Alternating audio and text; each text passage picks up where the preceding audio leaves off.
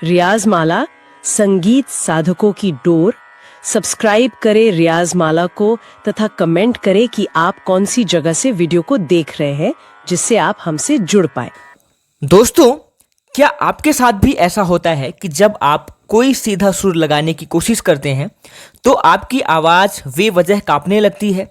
आप गाना तो सीधा चाहते हैं लेकिन आवाज़ में एक अनकंट्रोल्ड वाइब्रेटो या वबल आ जाता है। दोस्तों, आज के इस वीडियो में हम बात करेंगे आवाज़ की एक ऐसी क्वालिटी के बारे में जिसको अगर हम इम्प्रूव कर लेते हैं तो हम बहुत ही खूबसूरत तरीके से किसी भी गाने को गा सकते हैं। तो आज का जो वीडियो है, इस वीडियो में हम इसी तरीके की एक समस्या की बात करेंगे और वो समस्या है कि आवाज़ में कंपन यानी कि वोकल ट्रेम्बलिंग, इसके बारे में बात करेंगे। अगर आप एक बिगिनर है या सालों से भी प्रैक्टिस कर रहे हैं लेकिन अगर आवाज़ में ठहराव या गंभीरता नहीं आ पा रही है तो ये वीडियो बिल्कुल आपके लिए है।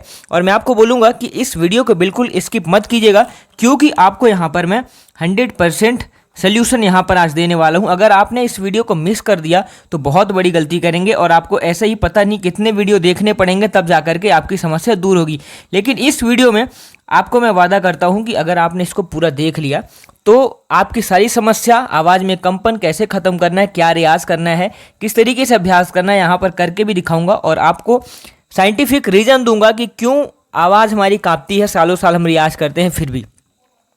दोस्तों, ये जो रियाज है, इसको शुरू करने से पहले एक छोटा सा आपसे निवेदन है कि ये जो रियाज माला परिवार से आप संगीत सीख रहे हैं तो आप कौन सी जगह से जुड़ करके अपनी उस जगह का नाम लिखिए जहाँ से आप देख रहे हैं, जिस शहर, जिस राज्य से आप जहाँ से भी जुड़ करके देख रहे हैं तो हमें कमेंट में लिखिए और बताइए कि आप कहाँ से देख रहे हैं। साथ ही साथ इस परिवार को बड़ा बनाने की जिम्मेदारी भी आपकी है।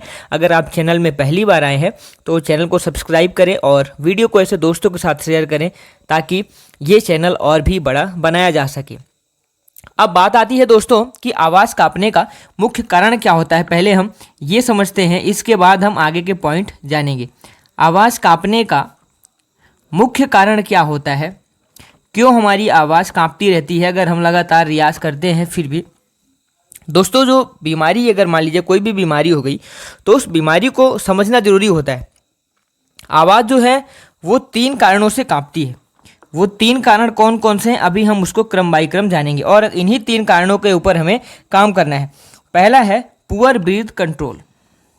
पुअर ब्रीथ कंट्रोल हमारा जो इसके अंदर अभी हम समझने वाले हैं, पुअर ब्रीथ कंट्रोल, ये हमारी पहली समस्या होती है। सबसे बड़ा कारण भी यही है क्योंकि सांसों का सही इस्तेमाल ना करना। जब आपके डायाफ्राम में पर्याप्त हवा नहीं होती है या आप बहुत तेज़ी से हवा बाहर फेंकते हैं तो वोकल कॉर्ड्स पर प्रेशर पड़ता है और आवाज़ जो है वो लड़खड़ाने लगती है।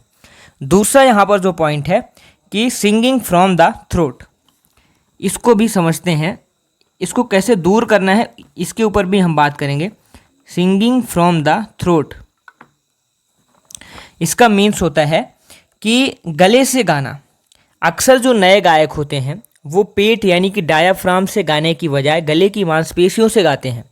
गले की नसें जो हैं वो बहुत नाजुक होती हैं, जब उन पर जोर पड़ता है तो वो वाइब्रेट करने लगती हैं जिससे हमारे गले में अनचाहा कंपन उत्पन्न हो जाता है।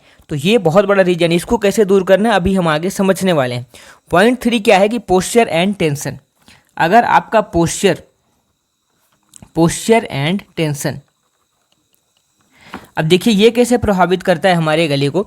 अगर आपकी गर्दन या कंधों में अकड़न है या आप गाते समय नर्वस हैं तो जो आपकी मांसपेशियां हैं वो टाइट हो जाती हैं। लेकिन अगर आप नर्वस हैं, नर्वसनेस अगर आपके अंदर है, आपको अंदर की वोकल कॉर्ड्स नहीं दिख रही होती हैं। लेकिन साइंस ये कहता है कि अगर आपके गले में और आपके अगर कंधों में अकड़न है या आप गाते समय नर्वस हैं तो जो आपकी मांसपेशियां हैं वो टाइट हो जाती हैं जिससे आवाज़ स्मूथ निकलने की बजाय कांपती हुई निकलने लगती है। इसलिए जब भी आप गाएं तो खुल करके गाएं, बिना किसी टेंशन के गाएं। अब यहाँ पर दूसरा जो पॉइंट है, यहाँ पर मिथ वर्सेस रियलिटी, दूसरा पॉइंट है मिथ वर्सेस रियलिटी। अब इसके अंदर देखिए दोस्तों, यहाँ पर सबसे बड़ा डाउट है जो कि आपको क्लियर करना जरूरी है, उसके बाद हम रियाज की तरफ चलेंगे। कई लोग सोचते हैं कि जो वाइब्रेटो ये जो है वो बुरी चीज़ है, तो इसका जवाब है कि ये बुरी चीज़ नहीं है। नेचुरल वाइब्रेटो जो गाने में फील लाने के लिए गायक खुद भी पैदा करते हैं, जैसे लता जी या रफ़ी साहब के गानों में, वो एक कला है। लेकिन अगर हर जगह आपकी आवाज़ कांप रही है तो वो वाइब्रेटो नहीं है, वो कंपन है। वाइब्रेटो हम किसी भी गाने में जहाँ पर जानबूझ करके लाते हैं गाने की खूबसूरती बढ़ाने के लिए। लेकिन अगर हमारी आवाज़ हमेशा ही कांप रही है तो ये एक समस्या है, इसको दूर करना है। समस्या वाइब्रेटो नहीं है, समस्या है अनकंट्रोल्ड बबल, यानी जब आप आवाज़ को सीधा भी रखना चाहते हैं लेकिन फिर भी वो हिल रही होती है। हम इस अनचाहे कंपन को ख़त्म करना है ताकि जब आप गाएं तो आवाज़ सीधी रहे, जब आप चाहें तो उसमें हरकत मुर्की तभी आए, तभी आवाज़ कंपन करे। अब जो है, अब आते हैं प्रैक्टिकल की तरफ।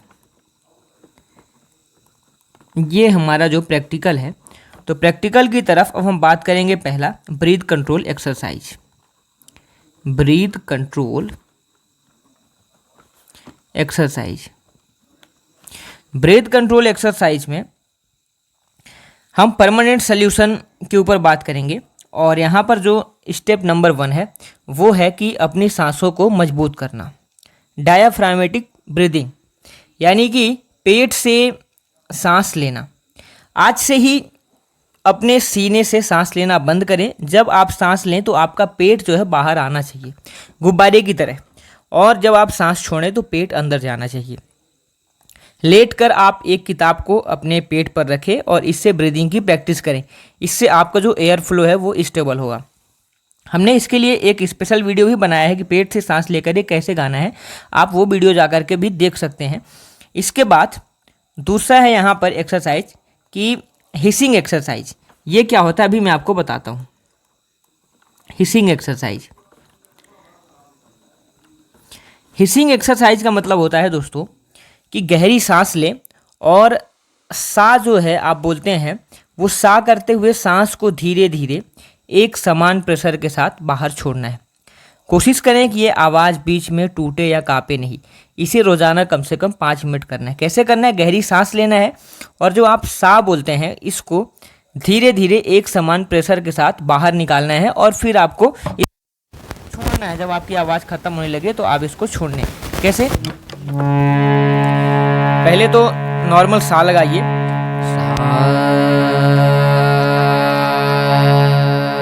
फिर इसको एक शब्द को जैसे सा बोलना है, सा को सा सा सा, ऐसे हमें एक फ्लो में बोलते रहना है। और अपनी आवाज़ को जब सांस खत्म होने लगे तो एक प्रोसेस में आकर के एक स्टेबल जो सिचुएशन होती है उसमें आकर के हमें आवाज़ को रोकनी है। सा सा सा सा सा सा सा सा सा सा सा सा सा। जब तक आप सांस ले सकते हैं, जब तक आपके पास गले में सांस है, तब तक आप इसको अभ्यास करें। जैसे ही सांस टूटने लगे तो आप वहाँ से छोड़ करके वापस से सांस लें। 5 मिनट तक इस एक्सरसाइज को आपको करना है। दूसरा जो प्रैक्टिकल है वो है ओमकार का रियाज। ओमकार रियाज।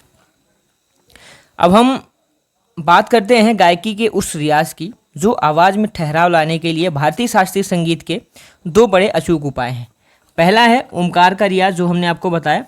दूसरा जो इसी में रियाज है वो है लोअर ऑक्टेव प्रैक्टिस। तो पहले ओमकार की बात करता हूँ। ओमकार में रोज़ सुबह सुबह आपको तानपुरा चालू करना है, गहरी सांस लेनी है, ओम का उच्चारण करना है। ओ को 80% समय देना है और माँ को 20% समय देना है। ध्यान रखना है कि आवाज़ बिल्कुल एक सीधी लाइन में होनी चाहिए। शुरू में आवाज़ कांपेगी लेकिन आपको फोकस करना है कि आवाज़ तानपुरे के सुर से एकदम चिपक कर चले। ऐसा महसूस ना हो कि आवाज़ अलग जा रही है। आपको खुद महसूस होगा जब आपकी आवाज़ तानपुरे से एकदम मैच करेगी। कैसे? ओम को 80% ओ, माँ को 20%।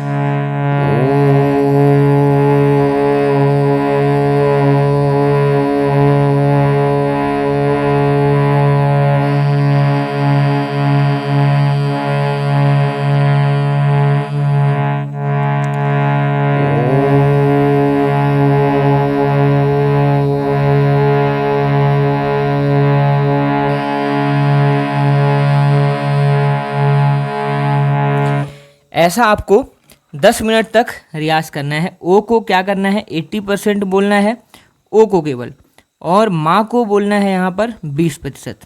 इतना टाइम देना है हमें। और कितनी देर तक करना है? 10 मिनट तक कम से कम इसका अभ्यास हमें करना है। अब जो यहीं पर दूसरा रियाज है, जो शास्त्रीय संगीत का दूसरा पहलू है, वो है lower Octave practice. Lower Octave practice का मतलब है कि खरज के सुर का रियाज, अपने स्केल से नीचे के सुरों का हमें अभ्यास, और हर सुर के ऊपर एक प्रॉपर समय देना है, और जहाँ तक आपका सुर, जहाँ तक आपका गला अच्छे तरीके से काम करे वहीं तक गले को लेकर के जाना है, गले में जोर नहीं देना है। क्योंकि जब हम लगातार रियाज करते जाते हैं तो हमारा गला उस सिचुएशन में उस सुर को समझने लगता है, और थोड़े टाइम बाद हमारा गला जो है ऑटोमेटिक एक स्केल नीचे हो जाता है, और फिर हम जब नीचे वाले स्केल में रियाज करते हैं तो थोड़े टाइम बाद हमारा गला और नीचे जाता है, अगर हम रेगुलर प्रैक्टिस करना जारी रखते हैं तो। अब दोस्तों, हमने सा लगाया, हम इसी तरीके से नी लगाएंगे, नीचे जाएंगे, ने धा पा धा ने सा। जहाँ तक हमारा गला नीचे के सुरों में जाएगा वहीं तक हमें सुरों के साथ खेलना है, और वहीं पे ऊपर नीचे ऐसे हमें करते रहना है। आवाज़ की जो कंपन दूर करने के लिए जो ये रियाज है, खरज यानी कि मंद सप्तक, लोअर ऑक्टेव का रियाज, ये रामबाण रियाज है।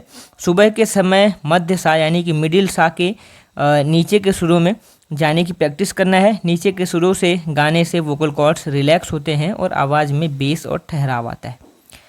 तीसरा जो यहाँ पर रियाज है वो नोट होल्डिंग टेक्निक है। Note holding technique, note holding technique. Note holding technique का मतलब होता है कि ये सबसे ज़रूरी रियाज है लॉन्ग नोट होल्डिंग का। सिर्फ सा लगाएं और कोशिश करें कि एक सांस को कम से कम 15 से 20 सेकंड तक बिना किसी कंपन के सा के ऊपर आप टिकाए रहें। वॉल्यूम एक समान होना चाहिए, ना तो अचानक तेज ना तो अचानक धीमा। जब सा पक्का हो जाए तब रे और फिर गा की प्रैक्टिस करें। बिना कंपन के सीधा सुर लगाना सबसे बड़ी तपस्या है। जब आप सा लगाएं तो एक फ्लो में सा हमारा चलना चाहिए, है ना। लेकिन अगर हम सा लगाएंगे, हमारा कहीं पे ऊपर जा रहा है, वापस से नीचे आ रहा है, फिर और नीचे चला गया, फिर ऐसे इस तरीके से हमें नहीं लगाना है। हमें एक सीधी रेखा में, हमें एक फ्लो में हमें इस सा का इस्तेमाल करना है। तो ना तो हमारा सुर ऊपर होना चाहिए ना नीचे होना चाहिए। कम से कम 20 से 30 सेकंड तक, 10 से 15 सेकंड, जितना देर आप रोक सकें वहीं तक रोकें। अगर आपकी सांस टूटती है, गला हिलने लगता है, वहीं पर आप रुक जाएं, वापस से सांस भरें और वापस से सा लगाने की शुरुआत करें। अब बात आती है कि क्या नहीं करना है, क्योंकि ये बहुत ज़रूरी चीज़ है। अगर जो नहीं करना है आप वही करेंगे तो फिर समस्या यहाँ पे कभी ख़त्म नहीं होगी। इसलिए ये जानना बहुत ज़रूरी है कि क्या नहीं करना है। वापस से कहना चाहूँगा कि चैनल में अगर पहली बार आए हैं तो सब्सक्राइब ज़रूर करें और दोस्तों के साथ शेयर करें, ताकि इस चैनल को, इस परिवार को, जहाँ से आप संगीत सीख रहे हैं, इसको बड़ा बनाया जा सके। और कौन सी जगह से आप जुड़ करके वीडियो को देख रहे हैं ये भी हमें ज़रूर बताएं। दोस्तों, रियाज के साथ साथ आपको कुछ गलतियों से बचना है, वरना कंपन आपका कभी ठीक नहीं होगा। पहला है कि गले पर जोर देना। गले पर जोर देना, इसको हमें अवॉइड करना है। गले पर जोर नहीं देना है, क्योंकि अगर गाते समय गर्दन की नसें, उनमें नसों में तनाव हो रहा है तो आप गलत गा रहे हैं। तो रिलैक्स होकर के गाएं। वार्म अप के बिना रियाज, वार्म अप के बिना रियाज करना ये बहुत बड़ी गलती होती है। क्योंकि हमारे भी कई स्टूडेंट्स जो भी हमसे सीख रहे हैं वो अगर बिना वार्म अप के रियाज करते हैं, मैंने देखा है, मैंने नोटिस किया है, और फिर वार्म अप का रियाज करने के बाद भी उन्होंने उसका फ़र्क देखा है। कभी कभी अचानक से ऊंचे सुरों पर जाना हमारे गले के लिए खतरनाक होता है, क्योंकि जिस तरीके से अगर हम सो करके उठते हैं और अचानक से कोई हमें चलने के लिए बोल देता है तो हमें थोड़ा दिक्कत होती है। हम थोड़ा उठते हैं, रिलैक्स होते हैं, फिर हम चलना शुरू करते हैं। इसी तरीके से अगर हमने सीधे गाने बैठे और सीधे हाई पिच में अगर हमने गाने की कोशिश की तो हमारा गला जो है वो एक्टिव नहीं होता है उसके लिए, इसलिए वहाँ पर हमारे गले में तनाव हो सकता है, वोकल कॉर्ड्स ख़राब हो सकती हैं। तो वार्म अप के बिना हमें नहीं गाना चाहिए।